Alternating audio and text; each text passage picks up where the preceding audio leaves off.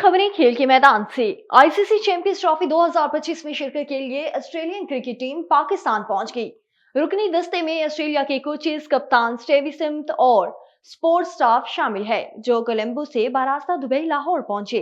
Australian cricket team का मजीद 15 खिलाड़ियों पर मुश्तमिल 17 रुकनी दस्ता आज 8 बजे लाहौर पहुंचेगा।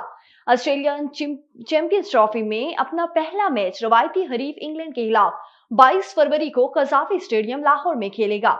इस मैच में दोनों टीमों के दरमियान सख्त मुकाबला होने की तवक्को है, जिसके लिए शायकीन क्रिकेट पुरजोश हैं। दुबई में पाक भारत ठाकरा चैंपियन पीसीबी ने शायकीन के साथ बैठकर मैच देखने का फैसला कर लिया। चैंपियंस ट्रॉफी के दुबई मैचेस के लिए मोहसिन नकवी को वीवीआईपी बॉक्स मिला। चैंपियन पीसीबी ने मुतलका हुकाम से बॉक्स फरोख्त करने का कह दिया। बॉक्स की 30 नशिस्तें मालियत 4 लाख अमरीकी डॉलर्स है। वाज़ेह रहे कि पाक भारत बड़ा टाकरा 23 फरवरी को दुबई में होगा।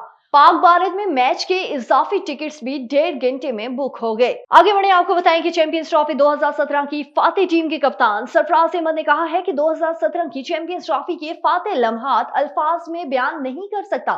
साबिक कप्तान सरफराज अहमद ने तकरीब में गुफ्तगू करते हुए कहा कि हमने फाइनल में भारत को हराया, जो बुलाया नहीं जा सकता। जब वापस पहुंचे तो हर सतह पर लोगों ने बड़ा इस्तकबाल किया। चैंपियंस ट्रॉफी के लिए काफी पुरजोश हैं। पाकिस्तान क्रिकेट टीम बहुत मकबूल है।